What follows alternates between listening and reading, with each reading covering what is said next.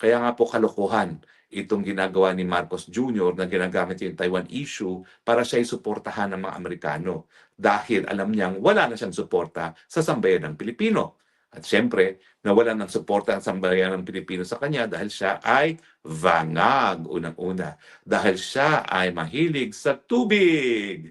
At siya ay kurakot. Ang pruweba, 1 trilyon sa flood control, talagang naubos, no, sa mga maanumalyang flood control projects.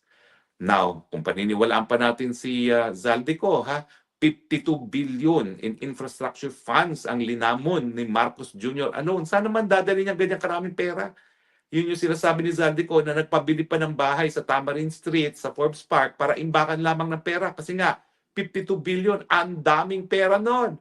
Aba, hindi lang yan. Bukod pa yan sa 100 billion na hiningi niya bilang insertions. At hindi lang yan.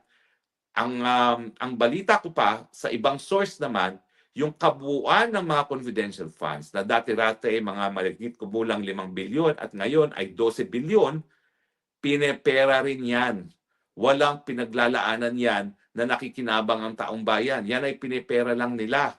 At least yung time ni Tatay Digong, yung mga binibigay sa mga namamatay na pulis at militar, yung mga binibigay sa PGH, yung mga binibigay sa mga informants sa drug war, lahat yan ang gagaling doon sa confidential fund. At yan naman talaga dapat ang paggagamitan ng confidential fund.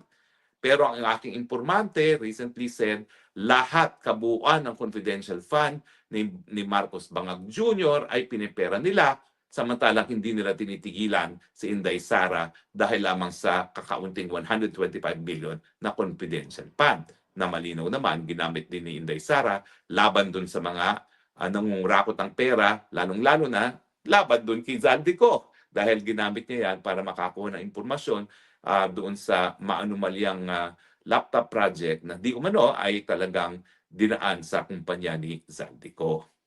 So mga kaibigan kinakailangan mas malawak ang ating isipin. Ang mundo natin ngayon ay maliit na.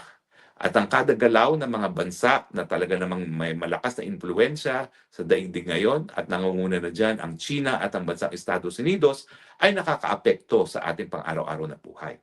At ang importante, pag nagkaroon ng hidwaan doon sa dalawang higante, ang China at ang Amerika, kinakailangan iwas tayo. Itaguyod natin yung nakasaad sa ating saligang batas na talagang hindi tayo gagamit o hindi tayo makikipagdigmaan bilang instrumento ng ating panlabas na relasyon. At pangalawa, dapat ipatupad natin yung sinasabi ng ating saligang batas na independenteng panlabas na relasyon.